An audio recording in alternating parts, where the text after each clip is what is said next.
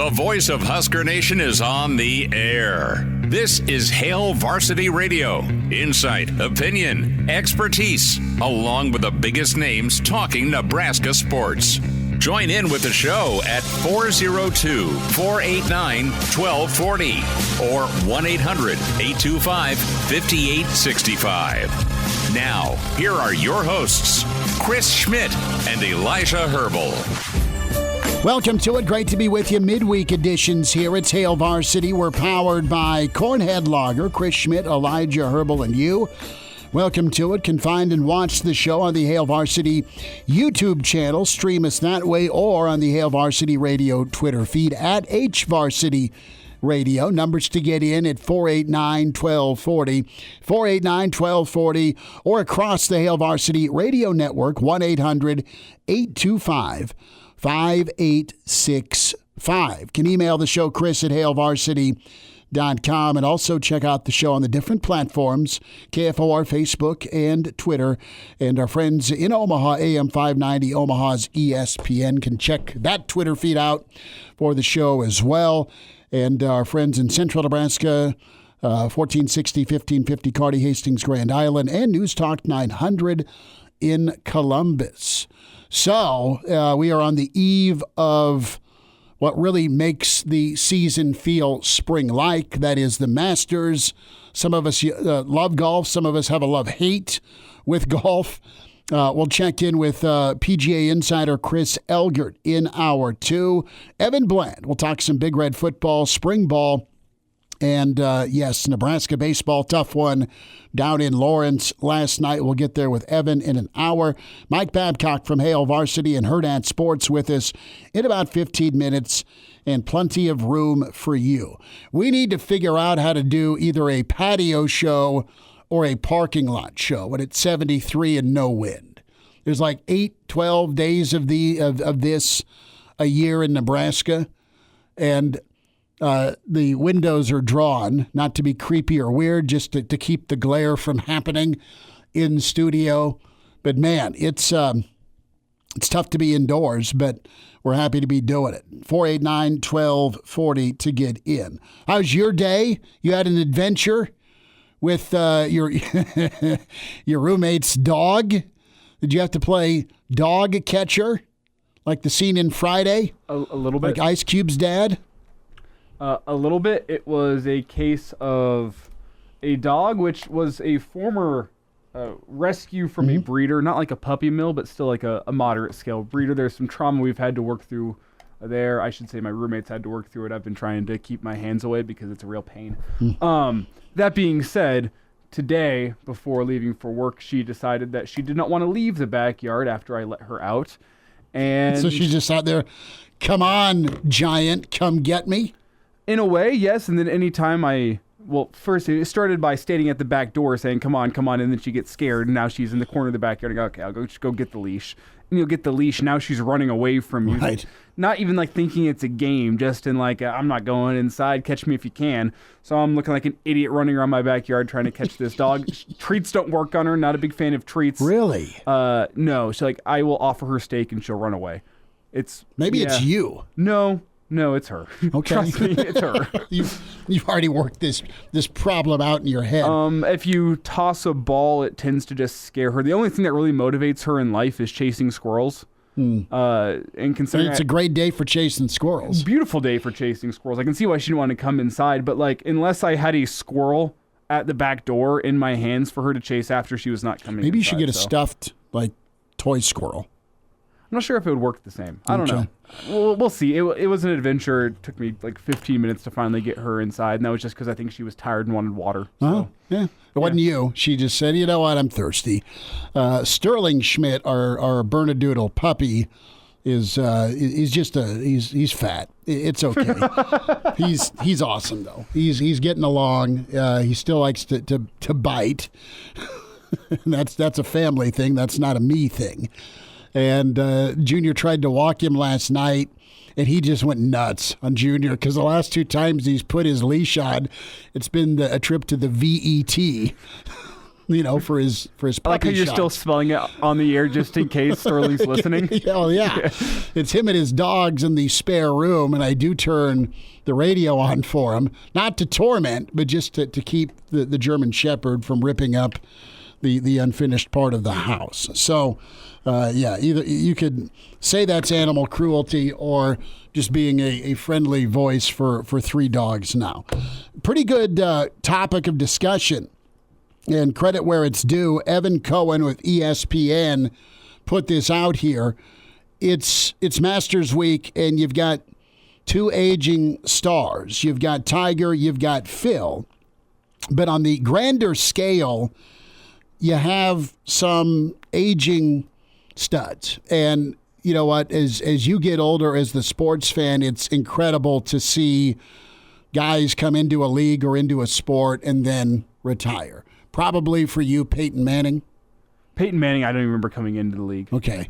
Like, guys remember coming into the league and retiring. We're getting to Randy that Moss? age. No, well before my. Sorry. Like, who came into the league circa 2005? That's what we're talking. Like Jay Cutler. Aaron Rodgers. Aaron Rodgers is another one, yes, that you've seen his entire rise and fall. I guess fall is not there just yet. We'll see how the comeback looks this season. That Aaron Rodgers is a great name of like seeing the downfall. I mean, LeBron was really just starting to come into his own whenever I started like watching sports. So I'd throw LeBron in there. Steph Curry, absolutely. I mean, he's still got probably 5-6 years left in him, but he's another one. Yeah, well, I'm just starting to reach the age now of like the real legends of my middle school years are now retiring, like the true legends, the future Hall of Famers. So it's an interesting time definitely to see an entire career play out because like whenever you're little, you don't think about that. You just think, oh, yeah, that guy's old. He's always going to be old. He's going to retire soon. The young guy's always going to be young and exciting, and there's no chance he's ever going to turn into the old then guy. You blink and their career is on the back nine, so to speak. But what's interesting, in our fantasy football league, I've been in this league since 92. And I'm the young pup in the league, and I'm probably the worst in the league. But we've had, and it's a keeper league. So you've had guys spend their entire careers. The same guy who drafted Emmett going into his third year had Emmett for Emmett's entire career because it was a three player keeper league. So you just Marino's retired, Moss is retired, Emmett's retired, Aikman's retired. I mean, you just go through the list. What aging star do you think gets one more championship? Is it A-Rod? Is it LeBron? Is it Tiger? Is it Phil? Is it Steph? Or none of the above? To flip it over to college football, and I think LeBron will glob on to one more championship. I think Steph's the more likely option. Do you think so? The question is he ever willing to leave the Warriors? I think if he leaves the Warriors, he can probably get himself one more, but I don't think he leaves Golden State. I don't think he leaves Golden State. I think he wants to be the number one choice, and I'm not sure he's good enough to go win a championship as the number one choice with, Nikola Jokic in the Western Conference. Sure. I think it'd be real juicy if LeBron ends up in New York. Could be interesting. Go to the Knicks.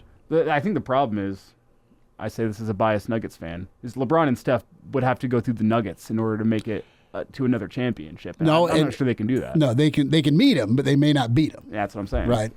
So as we transition it over to college football, we'll also get into what do we hear about the offensive line tomorrow from Coach Donnie. He is set to speak along with Matt Rhule. We'll focus in on some offensive line topics for sure. And, yes, Husker baseball. But as we flip this, who gets one more?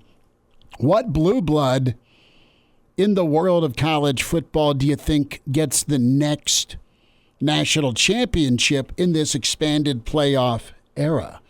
And when you look at the schedules and how they're set up, I mean, it is helmet game after helmet game between the SEC and the Big Ten with the additions of Texas and Oklahoma and the 4 Pac-12 schools. I mean, it's going to be awesome. It's going to be a party. And you're going to have 6 of the 12 from the Big Two, and you'll probably sprinkle in a Big 12 and ACC, probably Notre Dame. Listen to the last time you've won championships with these perceived blue bloods, and there's some fringe historical blue bloods. There's some recent blue bloods we'll include on this, but Ohio State, probably your favorite if we're just being honest with what's loaded up.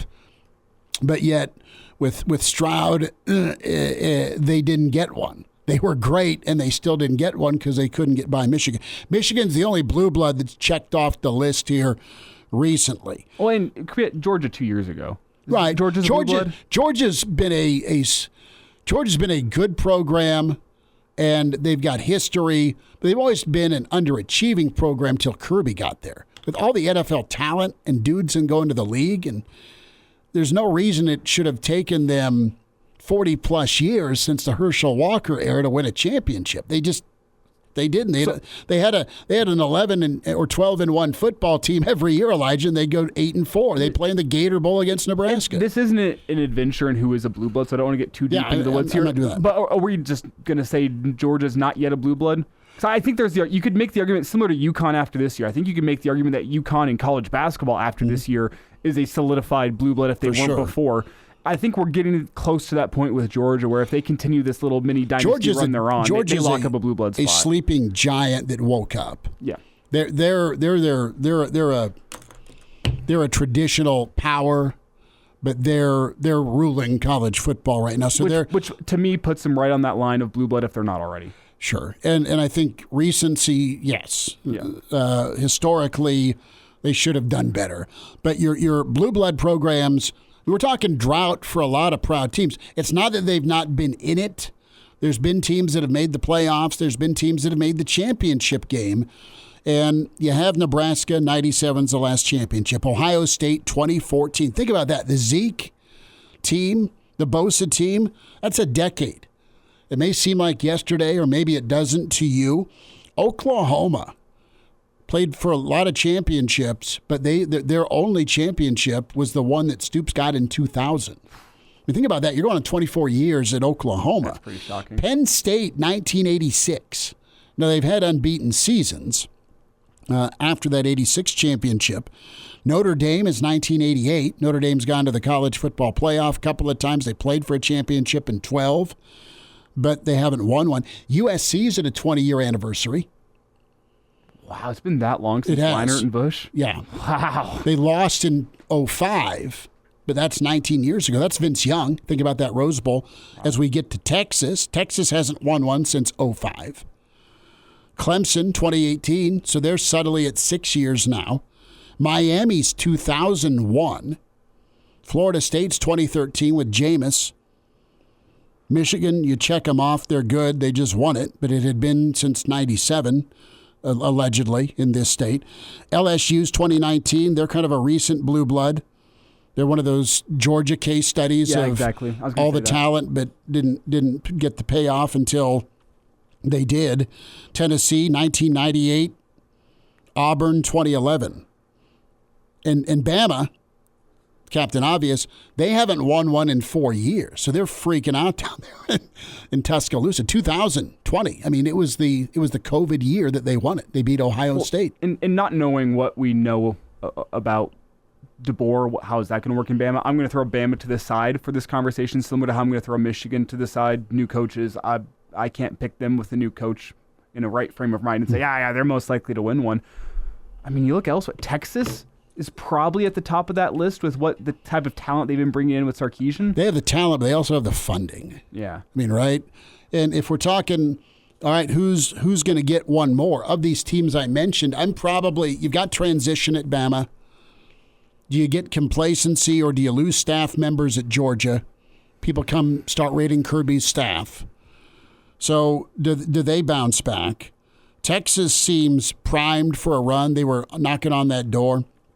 I think USC has done the right things with some hires to get a little grittier. The question with them is how do they transition to the Big Ten? That remains to be seen. I can't put them because of that. In Oregon, they've been right there. I think Oregon is Oregon really a blue blood though? No, they're not. I mean, they've been good the last 2 decades, but they're working there. They're in the elite tier right now. I will say that. Oregon football is. I don't think Penn State gets any better in a tougher Big Ten. I think Ohio State's your circle. I think Texas is your circle. I don't see Notre Dame achieving the success they sustained under Chip Kelly anytime soon. I don't hate Marcus Freeman, but I don't think they're national championship good. And Florida State, I mean, it seems like they're doing things all right. I mean, they got demolished and kicked out of the playoff because of an injury. I don't know. I think Chip Kelly could be knocking on that door sooner rather than later with LSU. I agree. I think they're right there. Washington, they made a championship run for the first time since 1991. Then they lost everybody. Yeah, that's a flash in the pan season. Yeah, well, the two candidates to me are Texas and Ohio State. Yep, those are the two that stand out to be the most likely. But it is an interesting discussion to have because you kind of discuss the opportunity for Nebraska going into 12-team playoff. And yes, I say that on the back of 7 consecutive losing seasons. The opportunity is still there with a lot of unknowns and in a changing college football landscape. With conference realignment with some legendary coaches on the way out, looking at Harbaugh and Saban, some guys that have really dominated college football over the past 5 years. There is an opportunity for Nebraska to get back up into blue blood status, at least to perform like you'd expect a blue blood to, given all this change and given a 12-team playoff in the near future. Let's get you our starting 5, our shout-outs here in the stream. NU Grandpa in at 1. Justin says 2. You have Cliff. Cliff, good to hear from you. Cliff's in Nebraska, not Florida, says GBR. Cliff in at 3. Patrick, 4. You have Active Duty Husker. Thank you for your service. Active Duty Husker, he's in at 5. He sneaks in. Brent is here. So is Jeff Snitley. We'll have some more in a moment. Babbers is next. And now, back to Hail Varsity Radio. Thanks for spending time at Hail Varsity. We're powered by Cornhead Lager, Chris Schmidt, Elijah Herbel, as we will finish out some more of our roll call here. And Elijah is in. Jeff Kochek's in. NASCAR Eric says, what's up? KG is in. Mike Babcock here from the green room to the StreamYard at MD Babs on Twitter. Be sure to subscribe to Mike's bi-weekly newsletter with Hail Varsity and Hurrdat Sports at Mike B at hurrdatsports.com. Babbers, how we doing, man? Good to see you. I'm doing okay. Taking notes as usual. Well, your yard looks Masters green jacket beautiful as I drove by today, brother. I mean, it is the envy of Randolph. It is deceptive. That's what it is. It is deceptive. It's extremely deceptive. Oh, it looks good. Looks nice and green, man. I haven't even made it out for the first mow of the year. We're getting real close. Mike, have you made it through the first mow of the year yet? Yeah, I've made it through the first couple of. Actually, I've been out there a couple times. Well, your lawn is clearly in better shape than mine then. Well, the weeds are chopped down. That's what we have to do. I was driving by when Babbers was mowing, and Babbers had the look on his face that was similar to that of Nebraska fans on 3rd and 19 with an option quarterback having to drop back and throw. Yeah, it's like I'm working out with weights trying to push that mower clogged up underneath. I just know Mike's the guy that's out in the muscle shirt in the front yard, showing off the guns to all the neighbors. Yeah. Babbers had a Grateful Dead shirt on. Being pushed backwards by the mower. It was one of those blocking sleds. I like it. Mike, we'll get to some Husker baseball, and want to get your thoughts here as we kind of predict tomorrow's headlines or sound bites. I'm anxious to hear from Coach Donnie Raiola for Nebraska as he'll speak along with Coach Rhule. But offensive line just has been grinding away. You've heard good things about Lutoski and Mizuka at the guard spot. You've got a couple of options at center, of course, with Scott back. Your tackles are experienced and healthy. Plus, you've got guys that have been able to get groomed a little bit, get watered, and not get thrown in too early. And that's my starting point as we get an update on the O-line. What do you think we hear, or what are you excited to kind of take in from Coach Donnie tomorrow about his group? I'll be interested to see what he says. I don't get the impression that he's real enthusiastic about talking to reporters. He is not. More focused on what he does. But, the thing that we always talk about. I mean, it starts up front, the offensive line. If you've got an offensive line that can be effective, that has implications for the quarterback, the running backs, the receivers, the whole thing. So it starts up front, and Nebraska has numbers. Ben Hart has 41 starts. I think that ties the Jeremiah Searles probably for the school record. You've got, looks like Teddy Prohaska is healthy now. If he can stay healthy, you've got a couple of starting tackles right there, I think. You mentioned Mazuka. I think he's going to fit right in. Latovsky, Corcoran is a guy that can play just about anywhere on that line, I think. Ben Scott's got experience at center. You've got guys that can back them up. Gunnar Gatula, Hood.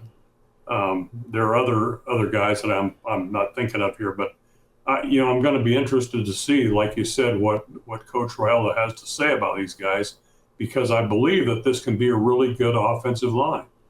And if you can have a good offensive line, then it filters down, and you feel good about the other pieces of the puzzle on offense. It's Mike Babcock with us here on Hail Varsity Radio. And Mike, whenever we talked with Jeremiah Searles yesterday, spent a lot of time talking about the skill positions, the added athleticism that he's seen out there from Naor and Banks, and from a guy like Dowdell at the running back position. And I'm not saying that, I don't want to put words into Searles' mouth, so I'm not saying that he's more focused on the skill positions in the offensive line. That's not the kind of guy Searles is. I think that Searles understands offensive line is what makes your offense tick. In football, would you agree with that statement, that the offensive line is what makes it tick? And what's your thoughts on the balance between following the skill positions this spring into fall camp and following the offensive line? Which do you think is more important for where the Husker offense is at based on what you saw last season? Well, I'm in the minority on this, I think, but I think the offensive line is what interests me. It usually does in the spring. How does the offensive line develop? Because that has an effect on, who your quarterback is, how successful that quarterback is. The quarterback, then you got receivers, can you have a running game? It affects everything. But on the other hand, I think that the general feeling is it's more exciting to say who's going to be the quarterback among these three guys that are competing for the job. Who's going to be the running back? Is Gabe Irvin going to be healthy? Can he step in there? Who are going to be the receivers? Because you're going to have some young guys and some transfers that are going to have important roles at receiver. It's probably more interesting for people because of what those players do. But their success depends on the offensive line, in my opinion, and that's why I pay attention to the offensive line. As my old high school coaches used to say, the offensive line doesn't get into the newspaper. They're not the ones getting interviewed after the game, but they are the ones that get the skill position guys in the newspaper and interviewed. You are the transporter. I like it. Babbers, what do you like about this quarterback derby going on? Or do you believe there's a derby? No, I think so. I like it. I like the fact that they've got, the Rattlesnake Boys and the Golden Knights and the Bug Eaters. I didn't cover any of those teams, actually, despite what people might say. But no, I think they're getting a lot of reps for each of the three guys. And that's how you evaluate. That's how you're going to make a determination on who the quarterback is going to be. I'm leaning towards Rhule because of all the attention that he got when he was recruited, and then he changes his commitment from Georgia to Nebraska, signs a letter of intent. But, don't count out Kalen. I don't count out Harburg because Harburg has some experience. He's a little bit different type quarterback than the other two. But I think that, again, getting those snaps, the number of snaps that they're all getting, reminds me of the time when I was covering Coach Osborne, and he had like 4 stations. Guys were getting reps. It's important to get those reps, and those quarterbacks are getting them. Mike, going to go to Husker Baseball for a moment. A thought on last night. Any panic button for you with Husker Baseball? Last couple of Tuesday ball games? No, I don't think so. I mean, I was at the media availability today. I don't think that there's any feeling of that. It's frustrating, obviously, particularly for these midweek games. And you get a Kansas team that's 15-14 going into the game, and you score 11 runs. You figure, well, Nebraska's probably going to win that game, but you give up 13, and your pitching has a problem. That's a concern. For sure, but I don't. I didn't see any sense of panic there, and I think that obviously the focus is you got to win the conference games. That's the important thing, Rutgers. But I'd like to see them get some of these midweek games against teams that are decent. They got Creighton coming up again next week, but you can't look past Rutgers right now. So no, I don't think there was any sense of panic whatsoever. Do you worry about Nebraska's defense? It's not as strong as some past seasons. There's still plenty of season left, but there was, a couple of instances last night where you give up 13 and we're talking 4-5 unearned runs last night in a slugfest type ball game. Yeah. Well, development, you're going to get better, and I think that's part of what you have to look at. But, yeah, you don't want to give up unearned runs, obviously, and you don't want to give up runs by walking guys and putting them on base in that way. And, that can be a concern. But, feel good about Friday night when Brett Sears is on the mound, because he's walked 55 and a third innings. He's walked 9. And, he got the National Collegiate Baseball Writers Association National Player of the Week award for an effort in which he gave up 2 singles and didn't walk anybody and struck out 10. That's the standard that you have to look at, but Nebraska has that. It really feels like Nebraska has a guy in Sears that reminds you of what they had in Cade Povich a couple years ago. I know Povich, I believe, was a Sunday guy by the end of the season, but it really feels like they have that guy that you can just turn to and say, you know what, with this guy on the mound, we can expect 6 to 7 innings of 2 or 3 run baseball, maybe even less. Put yourself in a really good chance to win. It feels like they have that guy in Brett Sears. Obviously, I don't want to anoint him too soon with the almost entirety of the Big Ten slate coming up, but that is what it feels like Nebraska has, in a team that gave Arkansas they could handle in a regional. So I think that's a positive sign. Mike? Yeah, he's 6-0 with a 1.14 ERA. I mean, that's best ERA in the conference, and by far could be going against the second best in ERA in the conference, Renovaldi at Rutgers. Going to be big weekend series. Babbers, we laid out the lineup here of aging stars. Who gets the next championship of some of the blue bloods of college football? Well, actually, first, Mike, I need to get your thoughts. Is Georgia a blue blood? I would say moving in that direction, but not there probably over time, in my way of thinking. But everything is in the present now, and people would look at that and say, well, yeah, Georgia is because of what it did. About a minute here, Babbers, but what blue blood do you think gets the next national championship in this playoff era? And there's been a lot of teams that that even find their way to the playoffs that are on a long drought. You guys mentioned the two that I would think, Texas and Ohio State. Texas is Texas, gets a lot of publicity. It's a top, even when Texas is not quite as good as it usually is, it still gets a lot of attention.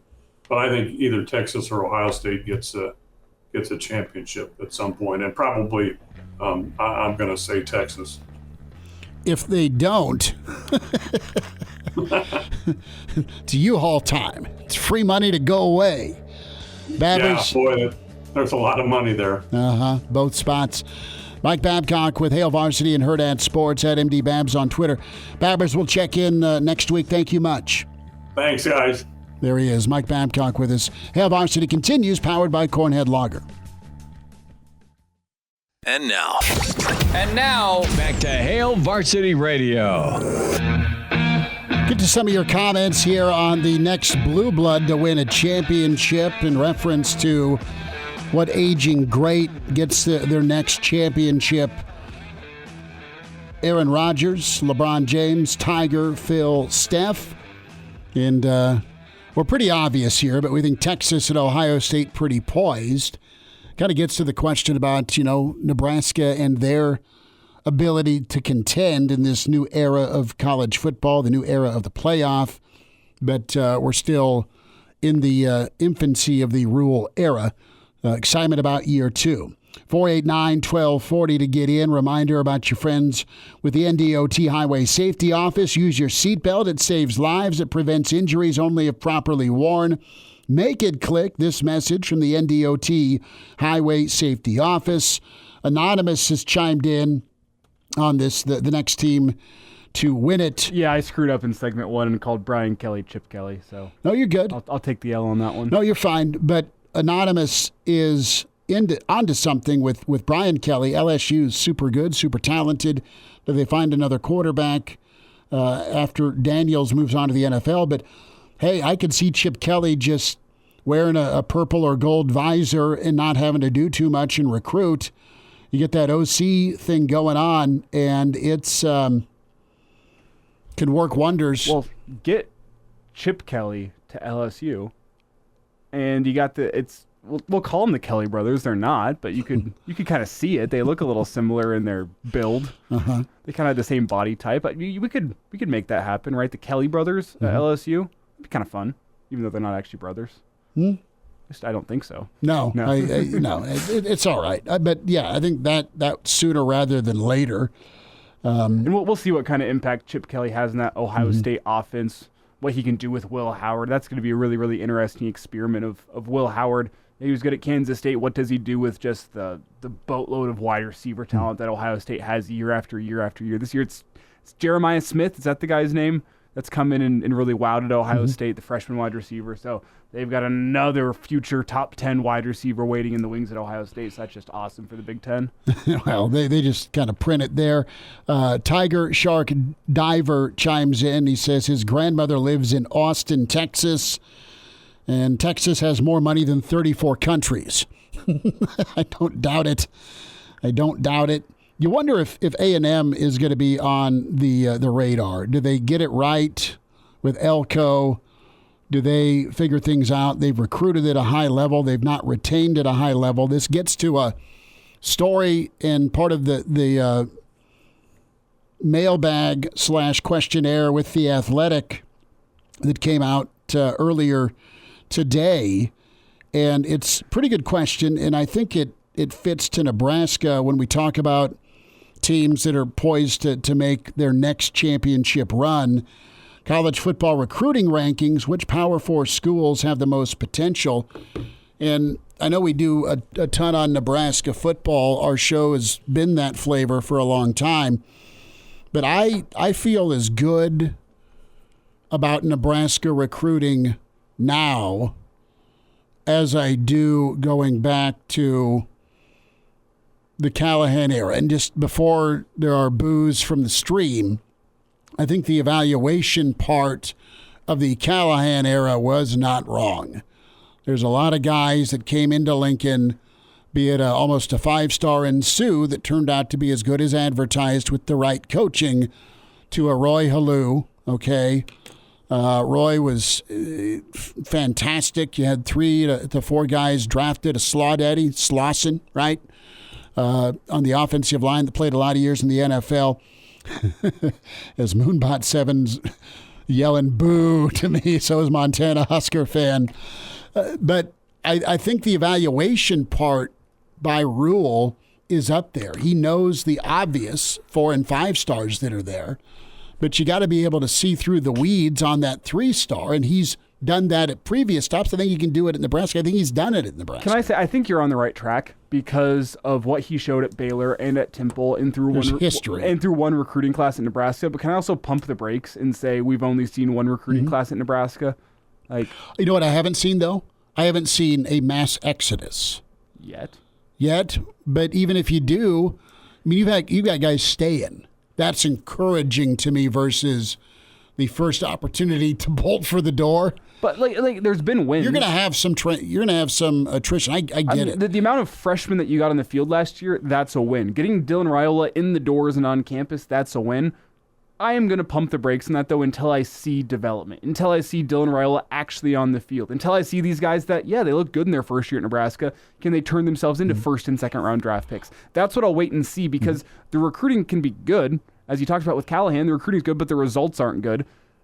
And I'm kind of waiting to see what some of the results are in terms of development with these guys. Do they actually turn into first round picks, second round picks? Do they turn into all Big Ten type players? Do they give you a couple of years on the field of high level football? That's what I'm interested in. It's a small sample size, but like Cam Taylor-Britt made it on the field as a freshman at Nebraska. Did he turn into what you thought he was going to be? I thought he was pretty good, and by his senior year, he was really good. Same with Doman. But was he first team all conference? Was he a first round pick? He was second or third round pick. Like the evaluation was right. I'm going to wait and see the development. I'm with you. I think their talent evaluation is great, but I need to wait for it to all be put together into a winning season before I say, yeah, you know what? Because if the recruiting's great, and you keep on putting out 5 and 7 seasons, well, clearly the recruiting isn't that great. So I am waiting. The recruiting or the coaching, right? But I think you're on the right track in terms of, yes, you like the evaluation, you like what they've put together, you like what you've seen from some of these freshmen in spring football and the jumps you've seen from the second year guys.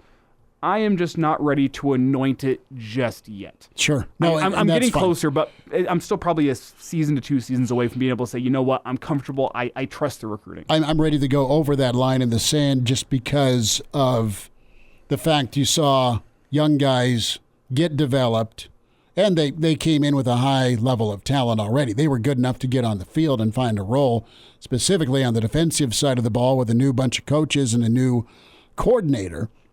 Offensively, the next step is going to be that offensive line. Yes. The next step is going to be your quarterback coach that you brought in that you didn't have a year ago, and you need competent to good to playmaking quarterback play by your signal caller, whoever wins the race this fall. And I think your receiving group, some young and old, I mean, getting a guy like Banks, if he's as good as advertised into the season, from just coming in and being a grown-up and helping a young, talented room kind of make their next step from a maturity standpoint and a mentality level. I mean, it can all come together. And I'm not trying to just sell here. I'm interested in how this story goes. But if you combine evaluation with the development, I mean, then you're kind of back to old Nebraska. You still got to go win, and you got to go in a minefield of other really high-level talented teams in the Big Ten just to crack that playoff. Hell, just get to a bowl game, get back to a 9-win season. It's tough for me to separate recruitment from development, though. I know they're two separate aspects, but the part of the recruitment is knowing which guys you can develop, knowing which guys have a higher ceiling than what they're showing in high it's school. Projecting. It's kind of hand in hand with those two things, and that's why I need to wait and see some of the development to see, hey, yeah, you found a guy who's good as a freshman. What does he look like as a senior? Like, that's a part of recruiting, even though it's not directly recruiting. Montana Husker fan, good point. I think outside of Raiola, the guys they're bringing in for the secondary, really exciting. We'll wind down hour 1 with Hail Varsity. And now, back to Hail Varsity Radio. Elijah, it's back-to-back nights for the grill. I'm excited for that. Not for me. No? No, I'm on my diet plan, so I'm just meal prepping. I have some chicken breast marinating in a honey mustard marinade that I whipped up last night. Well done. We'll see. I'll have to oven cook those because I guess I could realistically grill them. See how much sunlight I have whenever I get home from work this evening. Realistically, I could grill. That sounds very sad, and we should just bring you a grill here. Well, I have multiple grills at home. The question is just how much light do I have? No, I know. When you get out of here, posting stuff up to the podcast platform, Spotify and iTunes, and, of course, Hail Varsity YouTube, and a clip perhaps on the Hail Varsity Twitter handle at HVarsity Radio.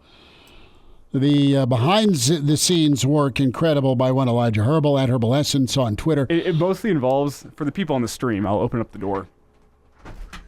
I know. I saw that last night, and you were parlaying a bag of money. You were trying to get poached / taken away via NIL. Well, yeah, if Calipari wants to offer me some money down to come and fix Arkansas, I can be that locker room presence that he really needs. Who am I to say no to an NIL check? But for those that here's the question: stream and those that can't, directly outside our studio door, I have a mini basketball hoop set up. So what usually happens is like, oh, I'm waiting for a video to process via our video processing app. Like says I got 15 minutes left. I'm just going to shoot some hoops here for a little bit, and then I got some time here on this clip as it gets the captions all set to go. I guess I'm going to shoot some hoops. So it's not strenuous work. It just takes a while, especially whenever that's distracting me. What college town or university would it take an Arch Manning size NIL bag for you to move to and become a fan of? Like, all right, I hate these guys, but I'm going to have to live with it. But because, hey, it's a giant grocery cart full of money. Like, no offense, but like Fargo, North Dakota, like I'm not sure I'd want to live there. Brookings, South Dakota, love you, Black Hills, Brennan, but I'm not sure I could do. Brookings is cool. So's Fargo. I guess just not in the winter. Yeah, that's the problem. That's the problem. Like I've just spent all my NIL on giant parkas just to stay warm. I'm trying to think where else. Brennan's asking what I'm buying with $10 in my pocket for the Masters menu. It's a good question. Oh, that is a good question. You can buy a lot, which is a great thing at a pro sporting event. I heard the way to go is you get yourself both a chicken sandwich and a pimento cheese sandwich, and you put the chicken on the pimento cheese sandwich and create yourself a little Frankenstein's monster pimento cheese sandwich. I'd get the egg salad and just like 3 cups of coffee. I love egg salad. We've had this discussion before. You and eggs, you can have it all. It's got protein. It's got mayo. I mean, it's got everything you need. It's got run to the porta potty written all over it. Walter from Philly says 2 beers. Love it. With $10, can you get 3? Aren't they $3 a pop? I think they're $3 a pop. Are they 3 for the domestics? I think the imports are 4. Because sandwiches are like what, $2.50? Like a $2 or $2.50. $1.25. Bishop. So yeah, we'll see how that goes. But we'll talk some Husker baseball and some spring football. Evan Bland going to be with us. His takeaway with last night's hiccup. Will Bolt spoke today as Nebraska gears up for a trip to Tony Soprano land here this weekend. Chris Elgert, PGA insider. He not only recruited but coached Zach Johnson, 2 times Masters winner. And we'll get Elgert's take here on the 88th Masters tomorrow. Great to be with you. It's Hail Varsity. We're powered by Cornhead Lager. The voice of Husker Nation is on the air. This is Hail Varsity Radio. Insight, opinion, expertise, along with the biggest names talking Nebraska sports. Join in with the show at 402-489-1240 or 1-800-825-5865. Now, here are your hosts, Chris Schmidt and Elijah Herbel. Back with you, it's Hour 2 at Hail Varsity. We're powered by Cornhead Lager. Chris Schmidt, Elijah Herbel. Let's talk some ball with Evan Bland from the Omaha World Herald at Evan Bland, OWH on Twitter. Evan, how we doing? Thanks for the time today. Doing all right. It's days like these that remind mowing season's just around the corner. Well, for some people, particularly Mike Babcock, it's already started mowing season. I mean, I haven't personally, but his yard must be better than mine because he's been working that lawnmower. No, Babber's yard looks good. Evan, how would you rate your yard? Where are you at in the stratosphere of the top 25? Well, I mean, I try to take care of it. And if a dandelion pops up, that thing is going to be out right away. But we're in that awkward phase right now where, like, one of my neighbors has mowed. I didn't think it was quite time yet, and so his lawn is looking much better than mine at this exact moment. So I don't know if I'm going to break the seal this weekend, get that thing cut down, or wait. But I try to stay competitive with it for sure. Have you fertilized yet? That's the real question. I feel like now, like, we're on the tail end of fertilizer time, and it's about time to get that mower going. Yeah, we're fertilized, got the mower all, checked over, the oil and all the rest. And, now it's time to get rolling for sure. Rider or push? Oh, push. I don't have that big yard.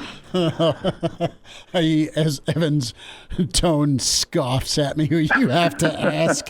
Well, it's the lawn care hour here with Evan Bland on Hail Varsity Radio. Our yard got done today, and it was kind of a nightmare having to pick up all of the I have done a lot of time in my life mowing yards, the old neighborhood, so I don't own a mower. We have our yard done. Nice.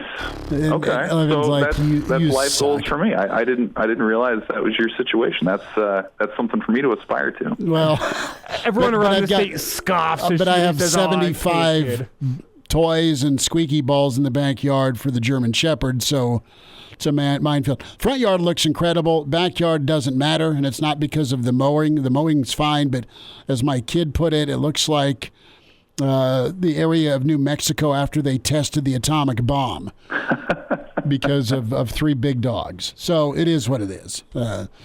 There we go. Let's get to football and some baseball. Let's transition out of there. Evan, what do you think of the playing surface of Nebraska's practice field? They've got natural grass. You a fan of it? I'm kidding. No, staying away from that. Let's get to last night in Lawrence, though. Will Bolt tossed in the 7th. Just a really uneven game for Nebraska when it comes to taking care of the baseball, when it comes to some opportunities for timely hits. They did battle back, but just couldn't shut the door, and KU hands Nebraska another Tuesday night loss. What Will say about it today? Yeah, well, for what it's worth, all artificial surface out there in Kansas. But no, I think they kept a good perspective on the midweek. Ideally, that's a time when you have some younger players step up. You're able to maybe give some of your lineup regulars a night or two off, and somebody else comes in and gets a big hit. And so, I think from an offensive perspective, they felt like it was a step forward. I mean, you score 11 runs on the road against a power league team, you feel like you're probably going to win that thing. And so I do feel like they see the offense is coming along. They still haven't maybe tapped into their full potential there for what they think they can become. But there's no doubt the disappointing side of it was the pitching staff. Guys just couldn't get stops. I think they used 4 or 5 guys early on, and they were down, 9 to 5 pretty quickly after 3 innings. And they just, as Will said, you're trying to find a couple other guys to enter the circle of trust, and it just hasn't happened. And it doesn't mean it won't. I still think Ty Horn, the freshman who got the start, is probably going to be a pretty good starter on the weekend for Nebraska at some point in his career. Just hasn't happened yet. And so, I think they understand that there's a bigger picture of this thing. You look around the country, you see number 2 Clemson loses to USC Upstate on Tuesday night. You see Duke, which is a top 10 team, losing to a non-brand name, unranked opponent as well. So, these things happen, but I think Nebraska also understands that unlike teams in the SEC or the ACC, you can't make up for it nearly as much with what you do on the weekend playing in the Big Ten and just the caliber of opponent that you have. So, certainly that's going to continue to be an emphasis moving forward. You still have 2 more against Creighton. You've got Kansas State, both at Haymarket coming up, along with South Dakota State. So you still have opportunities to improve your resume and to show off some of your depth. But on this particular night, they fell, essentially a big hit short of doing that. And, the result is a rare losing streak going back into Big Ten play this week. Well, Evan, what is your level of confidence when compared to your level of concern with this Husker baseball team? It's, I think, exaggerated a little bit, the reaction today based on what happened midweek last season with all their struggles in midweek games. I think whenever you lose back-to-back midweek games this season, the alarm bells start going. People start saying, oh, it's 2023 all over again, the way they're dropping some midweek games. So with that in mind, what's your level of confidence when compared to your level of concern? Well, I think we'll see how they do in some of those home games that I mentioned. I think that, will be telling if they're starting to drop some of those. And who they start on the midweek will be fascinating, too, because you would have thought before last weekend that Will Walsh would get that start, but because Drew Christo had such an abbreviated outing, they needed Walsh an extended duty on Sunday. So they're sticking with the same rotation this weekend, and I would think that if if Will Walsh is not needed for long relief at Rutgers, that he would be the guy to throw against Creighton next week. And he's really been the one guy who has been immune to sort of these midweek woes where he's able to go 5 or 6 innings and miss some bats and do the things that you want if you're looking for, a quality outing from Nebraska's perspective. So I think that's kind of where the conversation starts is, what does that look like? Does he maybe eventually slide back into the weekend rotation and you give Drew Christo a chance on the midweek? Maybe that's a possibility down the line. But if you're kind of going Johnny Holstaff and planning to throw 6 or 7 guys, there's going to be some volatility there because you still want to save your high leverage arms for the weekend. So I think a lot of it just comes down to how they want to line up the pitching, how the previous weekend went. And then can the offense live up to the task if it's going to have to score at maybe a little bit of a higher clip than usual? Evan Bland's with us from the Omaha World Herald. Some Husker baseball thoughts before we talk spring football. Evan, your take on Rutgers and what's Nebraska walking into there in Tony Soprano land? Yeah, it's a kind of a hard team to figure because all of the numbers would tell you that they're pretty solid. Like, they're a balanced team. They defend well. Their pitching is pretty good, and their offense is diverse. And yet you look up at their record, and they're 1-5 in the Big Ten. They just got swept at home last weekend by Purdue. So I don't see that team as one that you can just assume Nebraska is going to go in there and win the series or sweep. Like, I see that as a team that considers itself regional caliber, that's probably pretty irked at how these first couple of league weekends went. So I think it's going to be tough for Nebraska. I mean, the two teams are built in similar ways, just in terms of their balance and kind of how they, are maybe more opportunistic than powerful on offense.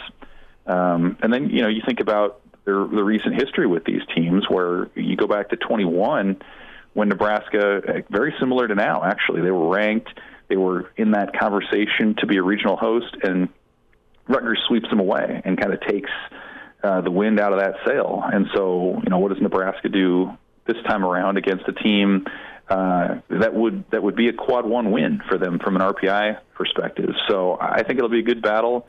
Again, both teams kind of coming in with something to prove. And, should Nebraska prevail, it's certainly big for their standings in the Big Ten, but also their postseason resume. Evan, last thought here on baseball before we flip it over and talk some football.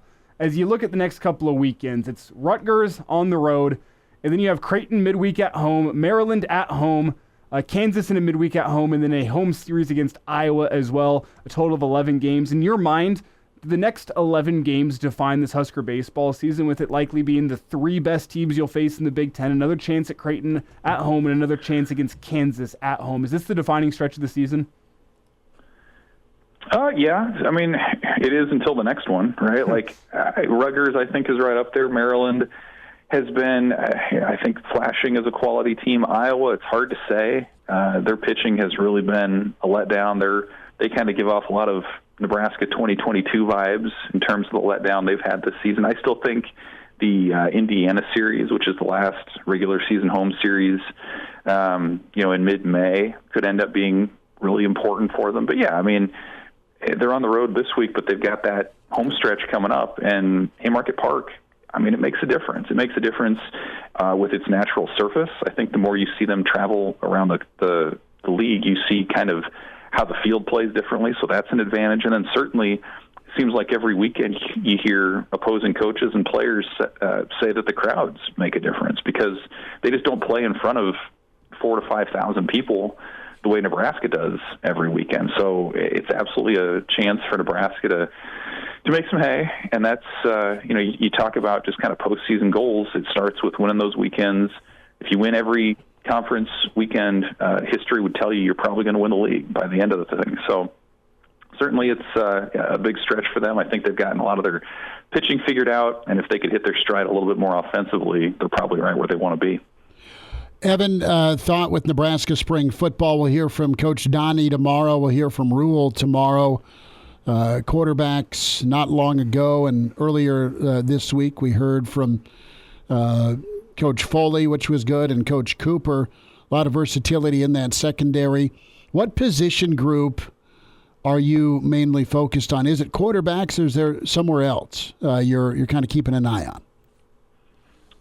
Well, I think the quarterback conversation got more interesting after the open portion of practice that we had on Tuesday, just with what Daniel Kaelin was able to do. And I've tried to kind of explain this when I've had a chance, but like typically when we see those open practices, it's position drills or individual work. And so you rarely have we gotten a chance to actually see something close to live action. And so to see Daniel Kaelin, throwing a ball 35, 40 yards in the air and hitting Ja'Cory Barney downfield, that left an impression. Or to see him hit Isaiah Nayor for a little fade touchdown from 10 yards out, like that was something we haven't seen before. And so I just think it adds an interesting wrinkle to the conversation to where, it's probably still the most likely outcome that Dylan Raiola is your starter, come the season opener. But I thought it was a good reminder that Daniel Kaelin's a heck of a recruit in his own right. I mean, he was, a Missouri commit. Michigan State was after him late in the process. He was an Elite 11 guy who held his own and then some against some of the top quarterbacks in his class in the country. And so I thought it was just it's a reminder that there actually is, I think, in my opinion, a competition that's ongoing. This thing's not decided. And so, as we've said before, some of it will come down to whether Nebraska decides to make an addition to that spot out of the portal. But I think also just the second half of this spring set of workouts, like what do you hear from the coaches? What do you hear from the players in regards to those positions? And I think to this point, it's been very consistent that guys don't want to talk about one quarterback. They want to talk about the strength of the position. And I thought for even if it was just over a 5 to 10 minute session on Tuesday that we happened to see, I thought that validated sort of the messages that we've heard so far. Evan, I'm not getting the feel. This is like kind of combined what the coaches are saying plus what we've seen thus far in spring. I'm not getting the feel that Nebraska is seriously considering going after a transfer portal quarterback. What's your take? I would agree.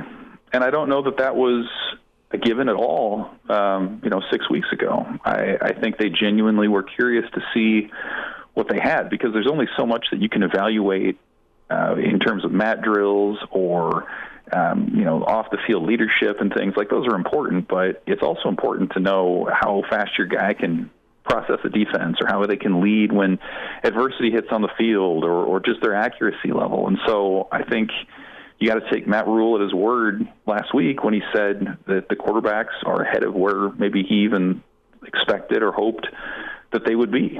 And, you can include Heinrich Harburg in there as well as an 8-game starter last year who's tweaking his mechanics and has become somewhat of a leader, I think, in that group.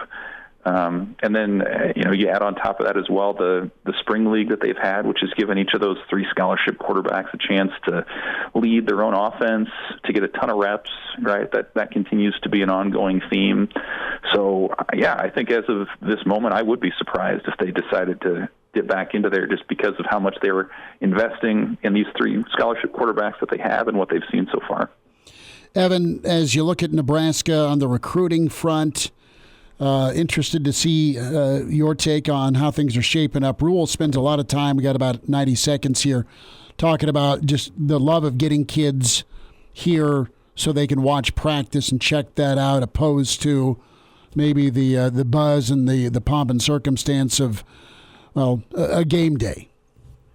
Yeah, I mean, it has the tone of a coach who's really confident in his process. And he said that a year ago, too. Like, a lot of schools feel more comfortable rolling out the red carpet and showing what they can do for players from that perspective. And he says, I want guys to see how we practice. I want guys to see how we coach and how, you're moving from station to station and nobody's standing around. Like, I want guys to see how we can develop them. And so, you've seen that a lot in the last few weeks. You've had a lot of unofficial visitors here, taking in practice, checking things out.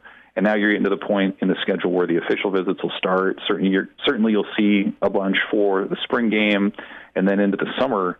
So right now, you to go back to the lawn analogy, you're laying seed, you're fertilizing right now. But commit season's coming up, just in kind of how current college football is going. By the time you get to May, June, July, I think you're going to see the process play out to where guys are going to be sold on what they're seeing now. Evan, good stuff. We'll check in next week. Thanks for the time, man. Thanks, guys. And now, back to Hail Varsity Radio. Back with you at Hail Varsity. We're powered by Cornhead Lager, Chris Schmidt, Elijah Herbel. We'll check in with Chris Elgert, PGA Insider, get his thoughts on the 88th Masters.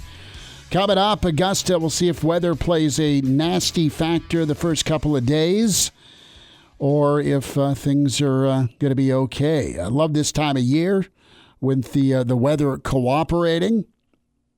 And got your HD TV, so it's all good to watch a little golf. And we'll hear from Elgert here in just a moment. And I love talking some green jacket with him. 489-1240, number to get in. 800-825-5865. Justin has offered to bring a grill, a Weber grill, to the studio for you, Elijah, on those late nights if you want to get some grill time in. Possible. Would you grill a pimento cheese sandwich? Is that even possible? I don't know. I don't know. Exactly. We welcome in our PGA Insider and really excited to talk with Chris Elgert.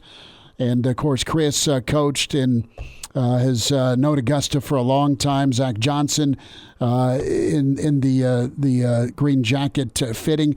Elgert, how are you doing, man? Thanks for the time and talking some golf with us. I'm doing great, Schmitty. Nice to hear from you. Well, it's good to spend some time with you, and I'm interested to kind of get your feel here on Masters 2024 as we get into this thing with Rahm, your defending champ, and you've got betting odds not necessarily in favor of Scotty Scheffler, but he's been on fire. How are you feeling about tomorrow and this weekend? Well, I honestly, I think it would be a very, very wide open golf tournament if it wasn't for Scheffler. I mean, I think, he's coming in about as highly ranked as anybody has since Tiger Woods in the early 2000s. I mean, if you look at his strokes gained around the green and strokes gained approach, I mean, the combination of the two, he's got the lowest total that they've seen in years, and he's just dominant right now. Now, it is a little weird with Rahm not playing in a lot of the big events because his move to live. You just don't know where he stands in relation to Scheffler, along with some of the other live guys. But, Scotty looks like the prohibitive huge favorite. But, after that, I think it's fairly wide open. You've seen a lot of guys in the top 20 in the world who have lost a little bit as far as overall stroke average in the last 12 months, and so that brings everybody into the field. But it should be wide open. But I do expect Scheffler to run up there.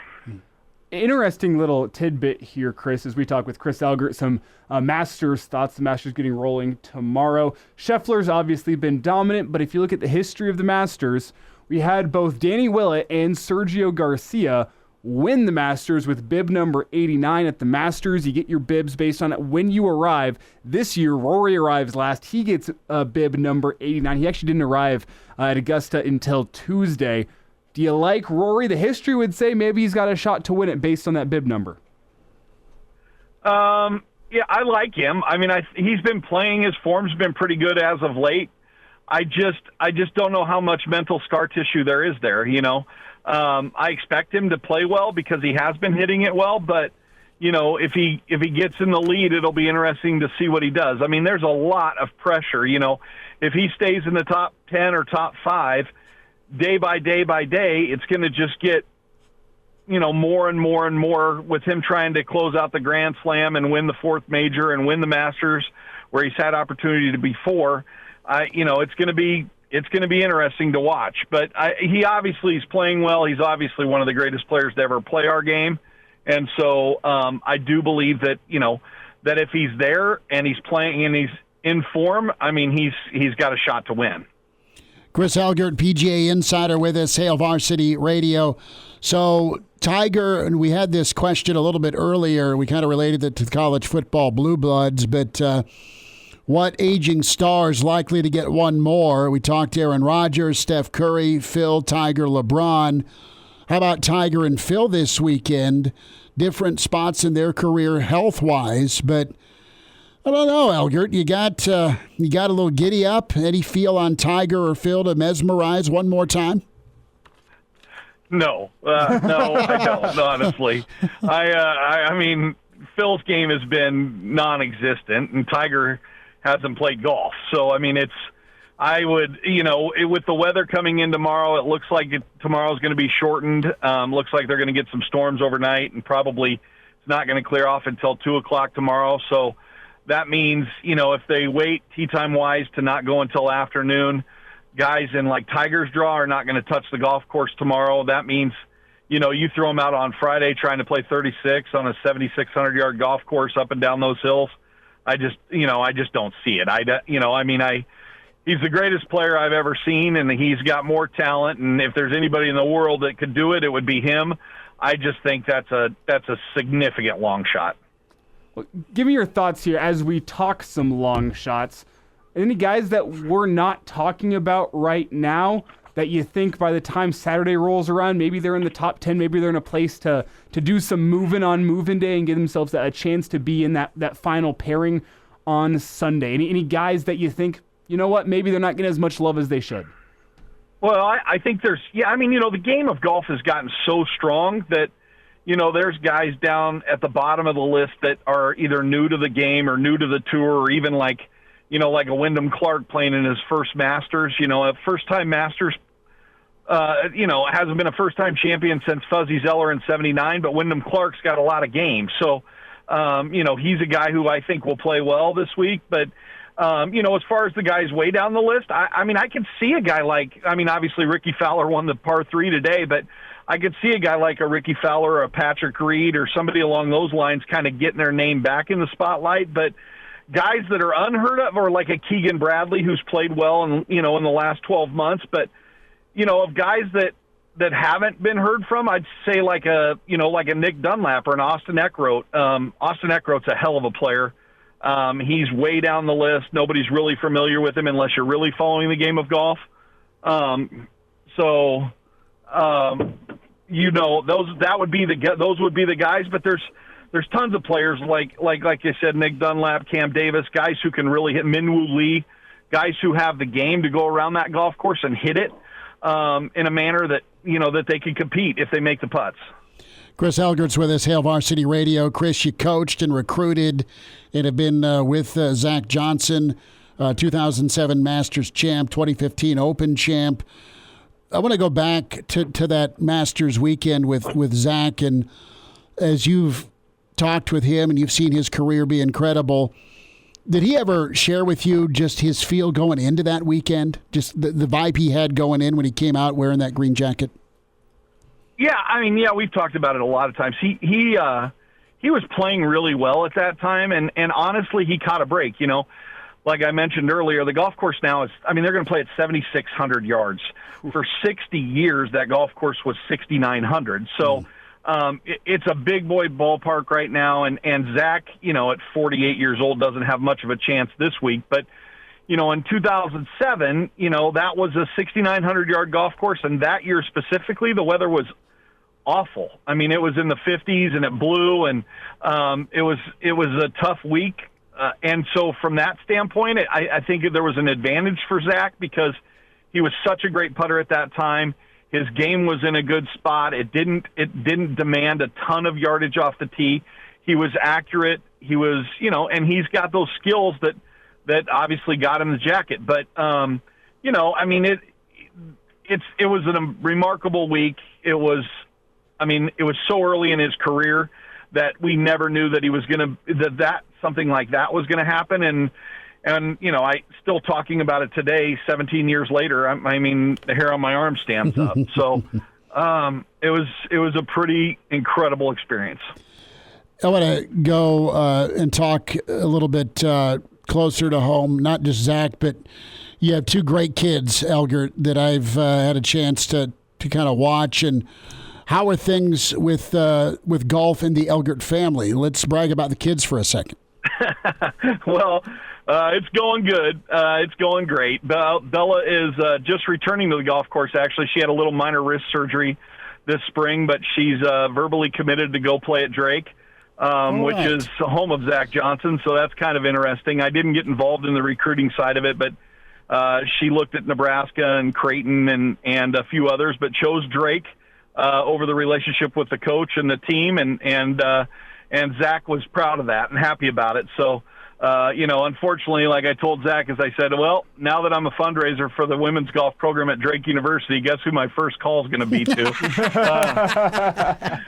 And he said, crap. Okay, I got you. But and Miles is doing great. Miles is a freshman at Southeast, and they've got a very strong golf team. The junior golf in the state of Nebraska is literally, I mean, as we saw on Sunday with the drive, chip, and putt at Augusta, there was 4 young juniors from the state of Nebraska in that event, and Nebraska golf throughout is just really on a hot run right now. We've got some of the best high school players we've ever seen. I mean, Trevor Gucheski just verbally committed to Florida, the number 1 ranked team in the country.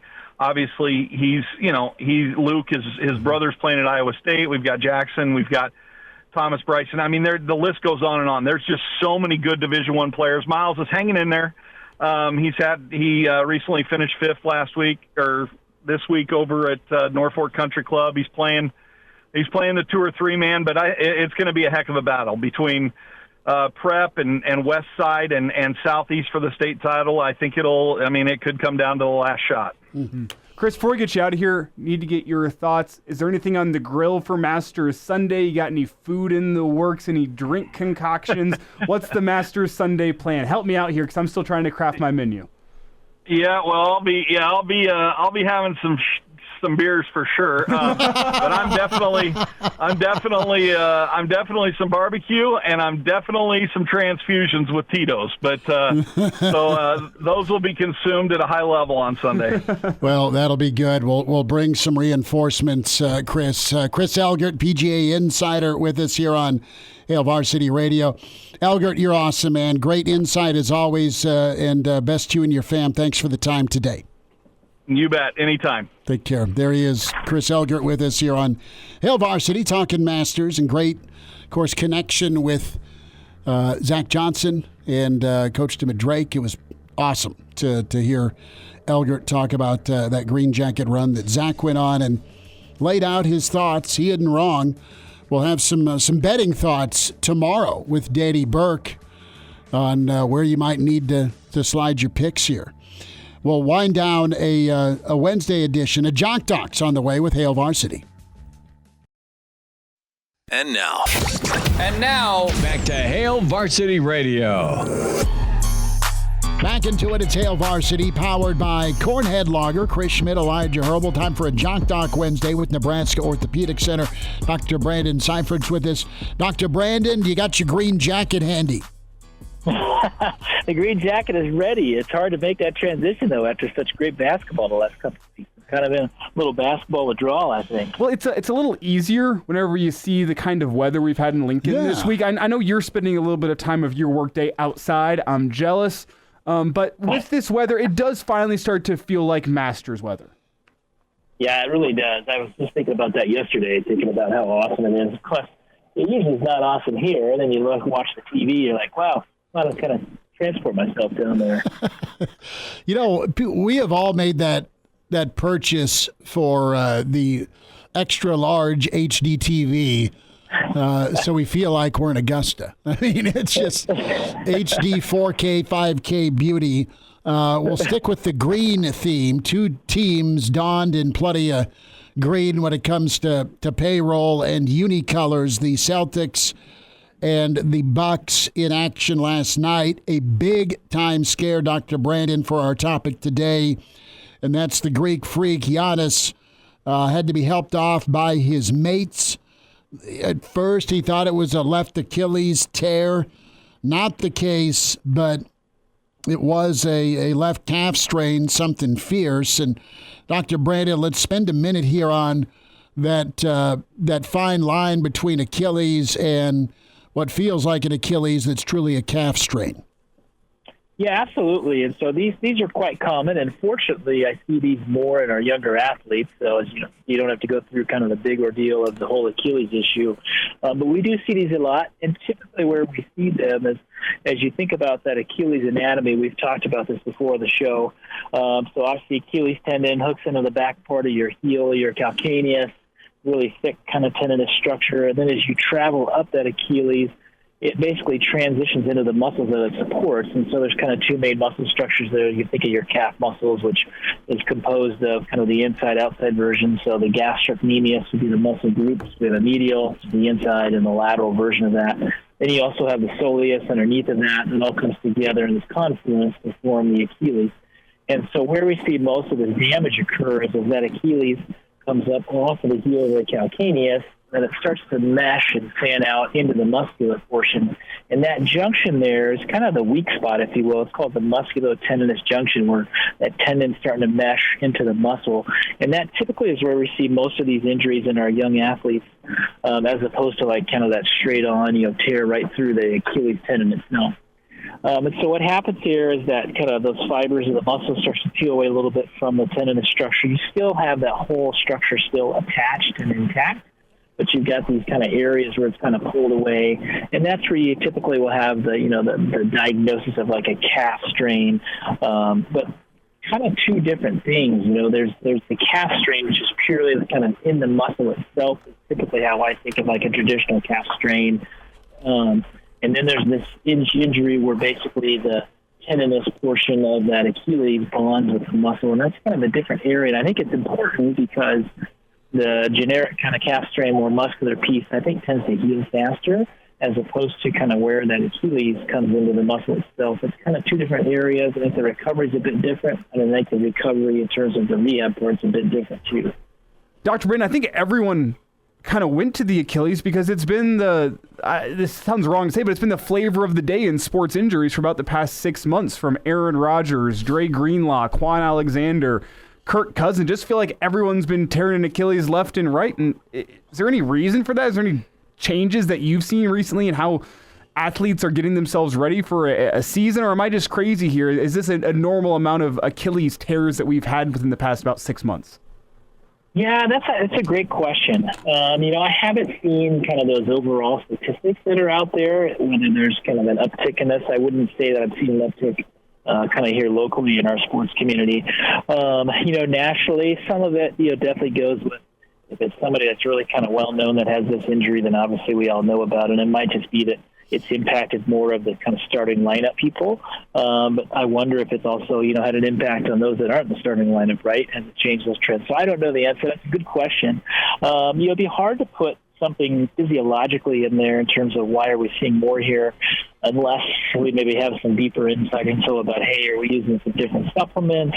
Is there perhaps maybe a different weight training program that these folks are on that might be lending itself to that?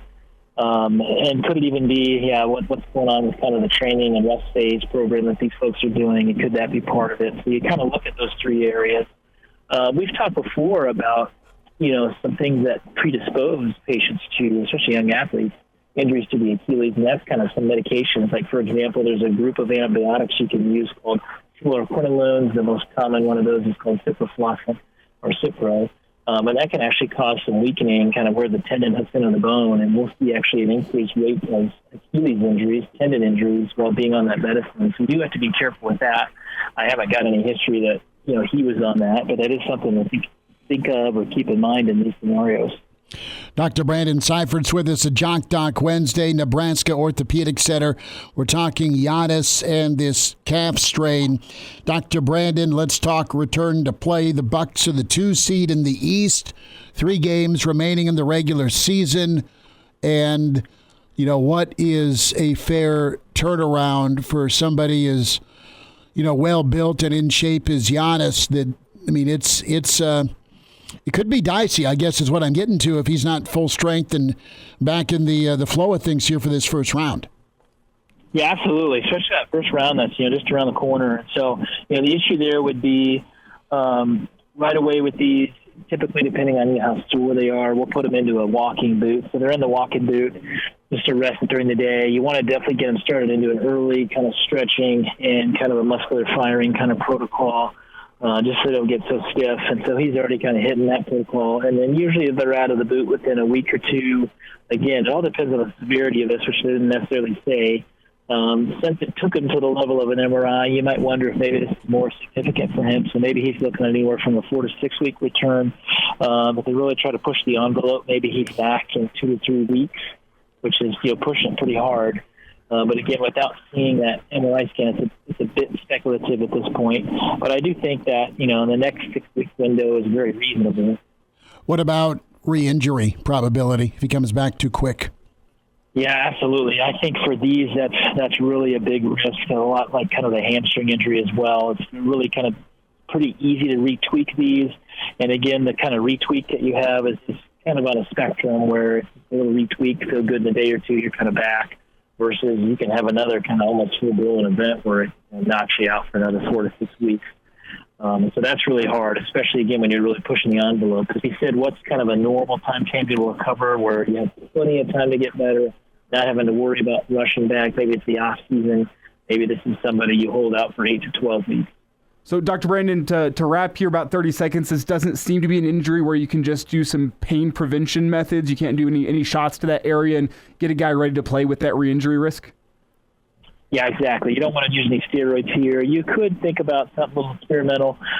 We talked a lot about using the PRPs and the stem cells. It might be something they might put on the table for him, especially if it's an early return scenario, especially playoffs around the corner. That might be something you would consider. Not amazing data on that yet, utilizing those, but at that level, they do tend to use a lot of that kind of stuff. We call it biologics. Dr. Brandon will check in next week. Thanks for a few minutes. Okay, fellas, y'all take care. Good to hear from Dr. Brandon. Tiger Shark Diver says, Dr. Brandon, please fix Elijah. And now, back to Hail Varsity Radio. My wheels are turning thanks to Elgert and the transfusion thought. That sounds like a tasty sundae. Also sounds like a way to beat a drug test, the old transfusion. Well, sure, but the transfusion that he speaks of, a little bit different, where it's 2 ounces of vodka or 2 ounces of Tito's, 2 ounces of ginger ale, 1 ounce of grape juice, 1/4 of an ounce of lime juice. So there's the transfusion, and that's very real. Or you do the azalea. That's grenadine, vodka, pineapple juice, lemon juice. Yeah, and the Masters actually recently released the exact recipe for the azalea. It's 1.25 ounces of vodka, 5 ounces of lemonade, 1/2 ounce of grenadine, 1 ounce of pineapple juice, and then cherry in a lemon wheel garnish. So Okay. just a little bit. I thought it was more of the pineapple juice, but it's really not. No, and if you're give me a beer, good on you. Good on you that way. But what's the fun in that, right? No, I hear you. But we'll see what the listeners say tomorrow, because we'll do the transfusion versus the azalea. And that's what I'm going to be drinking on Sunday, which is interesting because I have a 3:00 rec league softball game on Sunday. So if I'm drinking a whole bunch of transfusions and azaleas before that, we'll see what happens. It could be extra fun or it could be horrible. I might be off the team. It's our first game of the season, so we'll see. You are putting pressure on yourself. I mean, there's always pressure on me, Pressure's healthy. Pressure makes diamonds. Pressure is a privilege. Exactly. Right? Exactly. We'll check in with Gary Barnett tomorrow on the show. Brandon Vogel with us. Danny Burke going to be in the show as well. Burke's Best Bets. And a reminder to get to Spotify, iTunes, or Google Play. Download, subscribe, and give us a rating with the Hail Varsity podcast. Can find the show. Go to YouTube, like and subscribe. Check the show out in its digital format with the Hail Varsity YouTube channel. Could always follow and like the Hail Varsity Twitter feed as well at HVarsity Radio. Give that a follow. At Schmidt _radio for my Twitter. Chris Schmidt at Herbal Essence for Elijah Herbel. and can always find on the different platforms, Twitter and Facebook, KFOR and AM 590, Omaha's ESPN, the show digitally that way, and yes, across the Hail Varsity Radio Network. So you got work to do tonight, and you're praying for a little bit more light for grill time tonight. Mm-hmm. I think I'm going to fire up a T-bone tonight. Assuming Junior didn't smuggle it out and take it with him to work to cook. That's always a possibility. I'm just kind of jealous here because I've been going on the no red meat recently. See, done a lot of chicken, and I've done a lot, what did I do last night? Pork chops, incredible. See, that sounds great. I mean, pork is technically a red meat, despite the fact it doesn't look like it. It is listed as a red meat. The two things I've cut out of my diet here for the spring are beer and red meat, which are the two things that give me a will to keep on living. So that's tough, but we're only got a month and a half left. So always look on the bright side of life. We will. By the time College World Series comes around, I'll be drinking beers and eating all the red meat I want. That's what really matters. 47 hot dogs with nacho cheese sauce. Yes, sir. That's how Elijah will get done. Back tomorrow at 4 with Hail Varsity. We're powered by Cornhead Lager. Thanks for tuning in.